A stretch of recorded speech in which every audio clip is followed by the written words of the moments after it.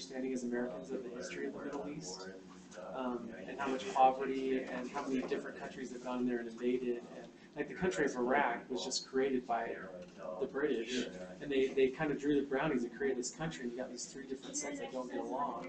And we're partly, or the West is partly responsible for that. And it's no wonder why they're reaching out committing acts of terrorism when things are going so poorly in their own country. I feel like we live very sheltered lives. Yeah. Yeah, and it's hard too because even when we see stuff like that, you know, they're not personally affecting us on a day-to-day basis or anything, and so people you'll probably don't leave usually, this class as long people as don't you usually get do anything, you know. your A, or for some of you it'd be a B. You won't think about it again, and life will be good. Somewhere around the world, there's always a war going on.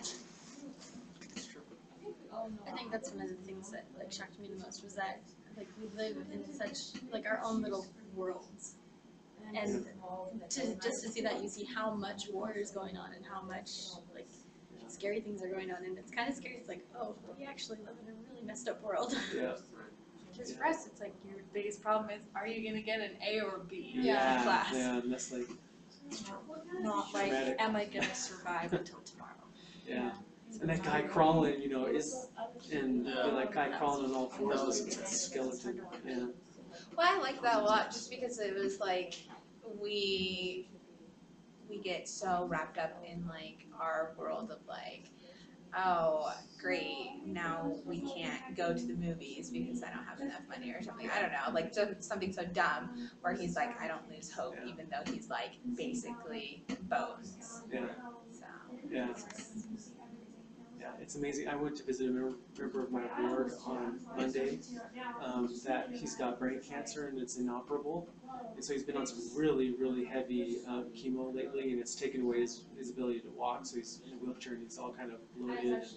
He doesn't look like he's doing well. Well, he started feeling really sick on, I think it was Sunday, and they rushed him to the hospital. He had an appendicitis, and his appendix burst.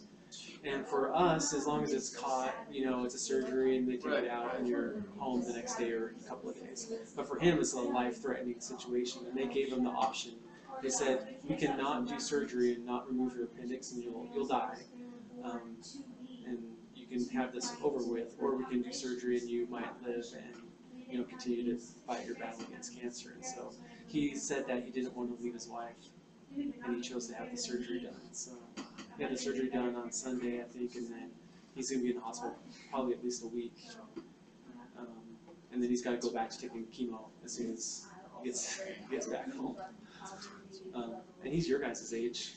So he was diagnosed with cancer at like 7, and then it went into remission, and then they got engaged and got married, and I think 7 or 9 months after they got married, it came back. So sad. He's probably going to die. His wife's amazing. Anyway, on that happy note. Life could be worse, you know. You might get a B in your religion class. You know, you could have inoperable brain cancer. You know.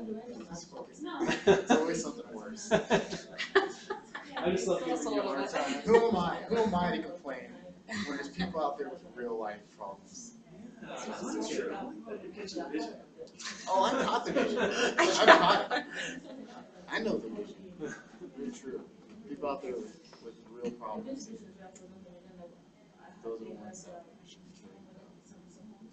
even here, you know, a lot of times I think we focus a lot on like what's going on in Africa and like what's going on in China and like other countries, which isn't bad. I'm not saying it's bad, but I think even here in our own backyard, like when I was serving in Georgia, like I saw people that were legitimately struggling. Oh yeah. And just right here in America. Yeah. You could go down to Fort Hall, down to the Indian reservation, and Indian reservation almost seems like a different country. Yeah. People that are really, really struggling just right here in our backyard. And it's true. But on my mission in Indiana, I saw people that put themselves in that position. It's true. Like they wanted to be living from paycheck to paycheck, just Social Security, not even having a job. But, I feel like we try to make excuses a lot for people in the States, and like, oh, it's their fault, you know, it's their choice, they're living like that, they can go get a job, or they can do this and this, and then we look at, you know, other things in the world, and we just choose to focus on that because it's easier. It's not right here. We can send money and humanitarian aid and just say, yeah, go deal with it over there instead of dealing with the problems that we have right here. It's kind of like the story of the picture of that guy that lost his leg and his arm in a train accident. And a bunch of people sent money, and so now they're like well off, but there's a bunch of people here that are struggling that could use that help. It's true. But they're not, people don't know about it. So, I mean, we saw a picture and once it was published, people started putting in the funds. So pictures can say a lot. Like one picture can say so many words. And that's one reason why I like taking like photographs of just random things, because it can be it's a memory. And that's what photographs are. They're pictures of what we want to remember. I really liked the guy, he seemed to have a really good idea of what he wanted to depict. He wanted to depict the truth. Yeah. So even with like the people with AIDS in Africa, he was like, I wanted to show that they are being cared for and they are being helped. Right. And so that like obviously shows that there is a need, but it shows that they are getting help, which I think sometimes people can kind of like twist a picture and say, oh, they don't have any help, like they have nothing. But I don't know, I really liked how he depicted those pictures just to show what's really happening.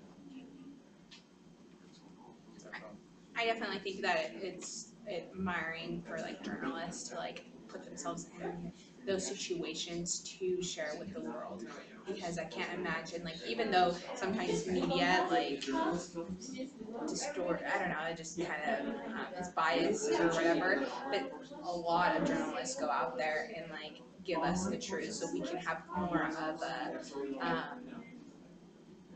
kind of not even really see what is happening on the other side, because I think that especially like what they were talking about like after 9/11, we were just like who are these people?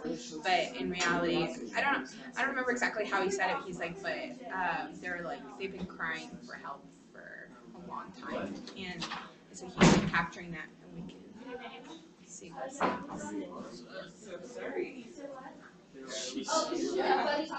done that. Someone's getting that B.